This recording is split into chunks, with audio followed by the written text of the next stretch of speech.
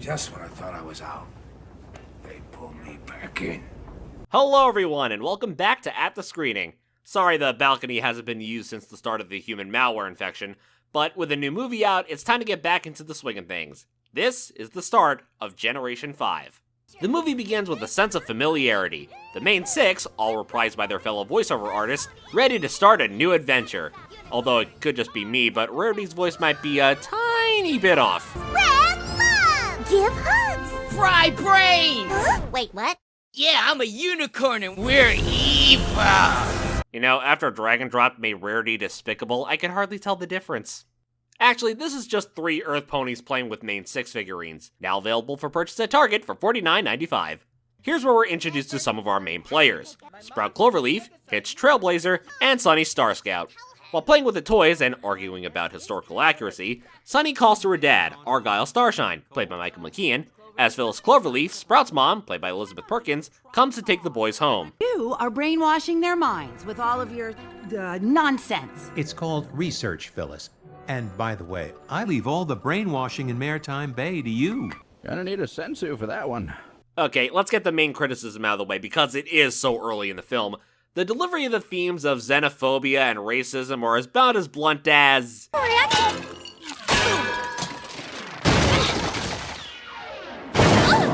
Yeah, that. And in any other media, I would call out the lack of subtlety.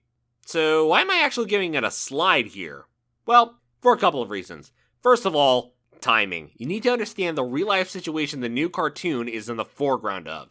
G4 started right at the beginning of the Obama administration, coming out of a bad economic recession, and hope and change were still riding high. Over the course of the decade, things took a step in the wrong direction. Increased racial violence in the Black Lives Matter movement, disinformation campaigns, the entirety of the 45th president's term. People got more divided over the decade and aligned firmly along ideological lines. G5 aired in September of 2021, 19 months into the human malware event, 16 months after the George Floyd murder, and 8 months after the January 6th insurrection. This is the exact right time to explore the themes bluntly. Secondly, the movie's message is more than just saying, don't be racist. Hell, I don't even think that's the actual message. I'll explain what I think the message is later, but the movie does what My Little Pony does best, exploring the why and the how of the messages and themes. Argyle and Sunny talk about standing true by her beliefs, that being a reunited Equestria between the 3 races, or reunited in the general vicinity of each other. Yet, not exactly sure where in Equestria this takes place and how far along in the future we are since the end of Generation 4. It's hard to tell if the division only affected the town of Maritime Bay, the city of Zephyr Heights, and the village of Bridlewood, or if it extends beyond that. Personally, I like to think it's contained to just those 3 residences. The father-daughter duo send out a letter via floating lantern in hopes to create new friends among the other pony races. Why can't we be friends anymore? That, my darling, is a big question. And maybe one day, we'll figure it out. Together. We'll do our part. Hoof to heart. Aww, he's so dead. Cut to roughly 10 to 15 years later, and we wake up with a grown-up Sunny Star Scout, played by Vanessa Hudgens. Today's the day, Dad. I actually have a plan this time. Wish me luck. This leads into the first song of the movie, Gonna Be My Day. It's a strong opening number. The song has vibes of both For the First Time and Forever from Frozen and Good Morning Baltimore from Hairspray. There's a carpe diem attitude in the piece that has Sunny in high spirits as she makes her way to Candlelogic, posting welcoming stickers and making a case that graffiti is actually beneficial in a propaganda-influenced town. While not my favorite song in the movie, I can't help but sing the chorus from time to time. It's just a catchy hook. She's unfortunately stopped before reaching the expo by Hitch. Morning, Sheriff Hitch. I see you brought the whole squad along again. What is it with me and critters? I'm like a magnet to them. Well, you are played by James Marsden. By the way, that's Ken Jeong voicing the older Sprout. He and one other character are the highlights of the comedy for the movie. So, Sunny is apparently banned from Candlelogic for several demonstrations that disrupted the conferences. This means Sprout makes the delivery of smoothies for her. But is that going to stop her from getting her message across? Hell no, she sneaks in right as Candlelogic is about to demonstrate its newest line of products. That is not what I meant. Tootsie, Sweets, shut her down! Sheriff's orders! We're trying! Fully automated means it has to go through the whole cycle! Okay, what tech company doesn't have an emergency shut-off when showcases go awry? You're making Pal's demonstration from Mitchell's vs. the Machines look well prepared. Thankfully, the plug is pulled as Sunny survives the inconvenience trap. Honestly, less of a disaster than the Blights tech demo. We don't need any of this cancer logic junk. How do you suggest that we defend ourselves? With hugs and cupcakes? Did you see the G4 movie? Cupcakes are the deadliest weapon when put in the right hooves. Sunny's words unfortunately fall on deaf ears as she's escorted out of the factory. This definitely has a protest when it's convenient for us vibe, which I think is intentional. Again, going back to real life circumstances, Sunny is an activist. And me just saying those words is bound to either result in disgusted groans, apathetic realization, or joyous delight. She dreams of a better tomorrow, to be friends with the other races of ponies without fear. But she's trying to pitch what she's selling to a crowd who's 99% bought into the tall tales and current propaganda. Of course they're going to dismiss it. What makes her stand out, though, is her tone. She's talking directly to the crowd, and not in a condescending manner. The crowd, though, is all in on the need of Canalogic's products to feel safe. Sunny's interruption is seen as a delay of their perceived safety. It seems Sunny's dream is all but dead. Until...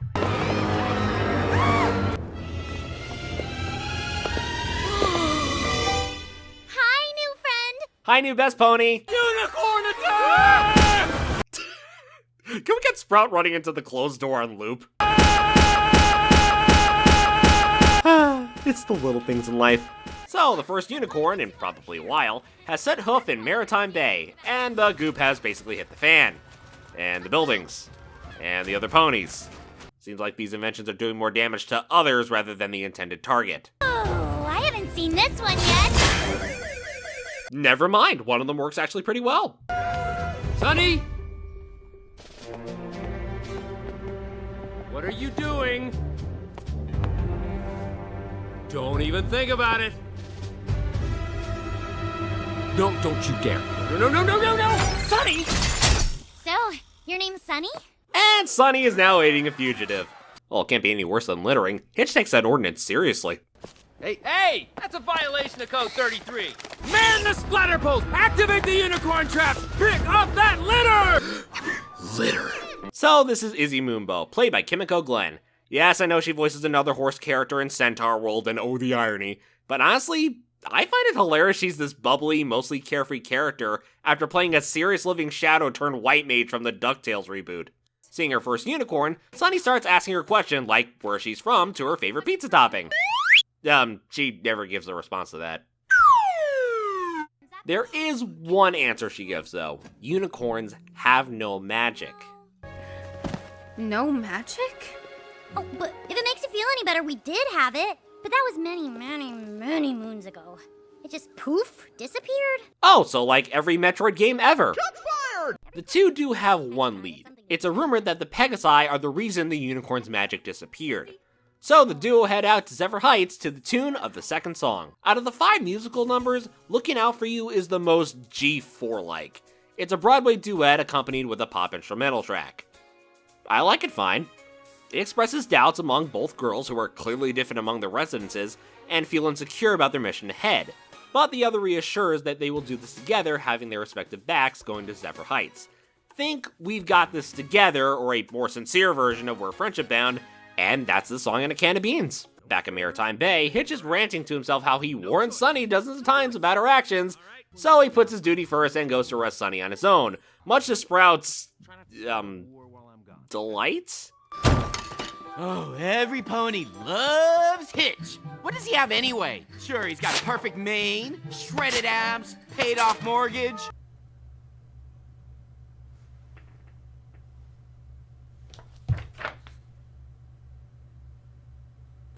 I'm in this post and I don't like it. On the way to Zephyr Heights, Izzy and Sunny manage to escape a ravine from what they think is a Pegasus attack, only for it to be a Pegasus doing parkour. A real Pegasus? Whoa! A unicorn? And an earth pony? Together? Okay, well this day just got a whole lot more interesting. No kidding, this is literally the first pony who didn't over or underreact to seeing a pony of a different species. Don't tell them you saw me. There's no way we could! We don't even know your name! Alright, I'm not sure if you could tell, but Izzy is the other highlight of the comedy. Sprout might dominate the visual comedy, but Izzy has a monopoly on the written comedy. Every time she speaks, it brings a smile to my face. What do we do about that? Well, did you bring the shield? What shield? Didn't you read the guard guide? Yes! Okay, no. Ugh, fine. I've got this. That's creative. Okay, I know the shield they put up is used out of irrational fear, but that is the most adorable thing in the entire movie. When the first promo images appeared, I thought it was a safety reason so Izzy wouldn't poke an eye out. That tennis ball became a meme, and Boulder Media embraced it. The opening credits have the tennis ball roll in, and I immediately started laughing. I know, this is xenophobic in context, but it's still funny. This moment right here is why I don't have a problem with the themes being overbearing. There was a phrase used in wrestling back in the day. Shane McMahon actually used this term before SummerSlam 2000 when speaking with the wrestlers. Sensational, but safe. Shane used it to describe the performances. Go all out and put on a show, but protect yourself and your ringmates as to not cause injury. Here, it takes on a different meaning. The themes are a heavy topic to get across, and it should be addressed, but still realize you're delivering this message to a younger audience. You still need to make the themes consumable.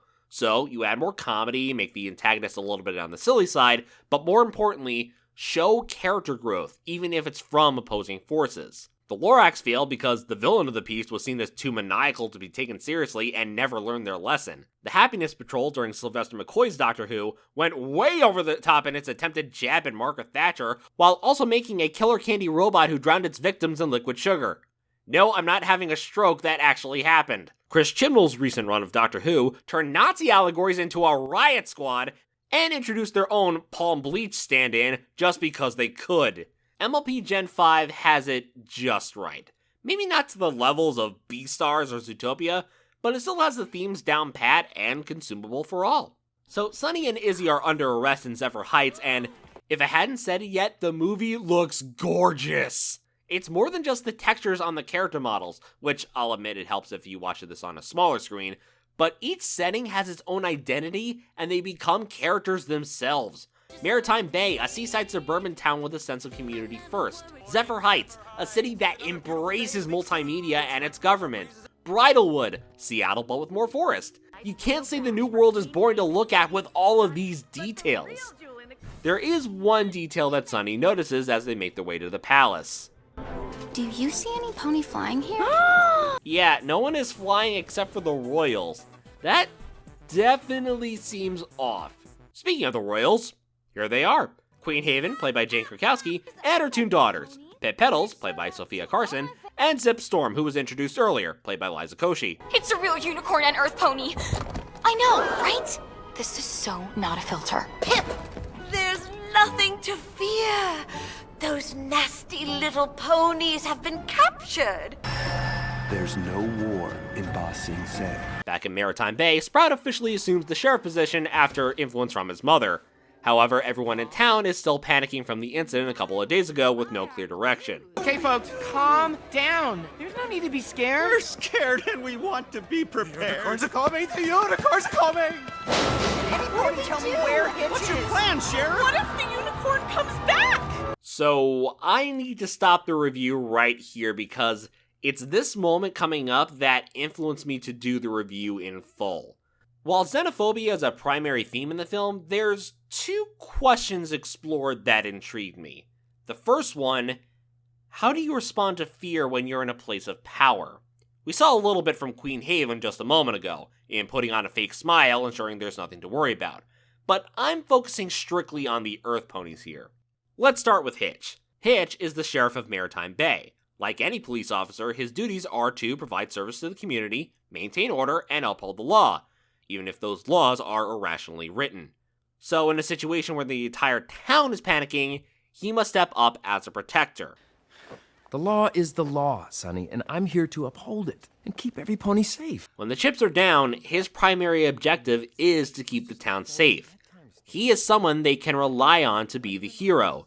even if it is for purely xenophobic reasons. This brings me to Phyllis. She's actually a little harder to pin down. On the surface, she feels like your typical entitled bigot stereotype. She uses her company to create products for the community to protect them from the evils of the outside world. It is Candlelogic's motto, after all. And like I always say, to be scared is to be prepared. At the same time, she's not really doing this solely to make money. She wants to feel safe as well. Even if her products are shoddy and made purely for xenophobic reasons, she's not doing this to be greedy. She's also scared alongside the town, even if it's not explicitly shown. So, at its best, Candlelogic is Vivint or ADT. At its worst, Candlelogic is Smith & Wesson or Remington. So, Hitch's response to fear is to protect and serve. Phyllis's response is to create a product so others can feel safe. Where does that leave Sprout? Sprout does the absolute worst thing you can do when crowds are in a fearful situation. He exploits it. They should be scared. They should act irrationally, because he's their current leader and the only rational pony to make decisions. And he does it with the best song in the movie. I cannot express how genius of a song Danger Danger is. The entire number is Sprout telling Maritime Bay to give in to their fears and act like drones so he can lead. It's layered with story and character tidbits. Sprout becomes the primary antagonist by taking advantage of the community's xenophobia. At the same time, the song fits his character so well. Prior to the song, everyone was calling for Hitch, a real sheriff, to solve the non-existent problem. Sprout is constantly playing second fiddle to his best friend. The beginning of the movie has a younger Sprout wanting to become sheriff, but Hitch gets the position while Sprout is listed as his deputy. Seeing how damaging that would be to his ego, unconsciously, he allows the town's fears to fester and the reactions become more unstable. Now, he has what he wants. And still, he needs the constant love and attention from his mother to feel like he's doing a good job. So, how fitting is it that the guitar riff for Danger Danger is Self-Esteem by The Offspring?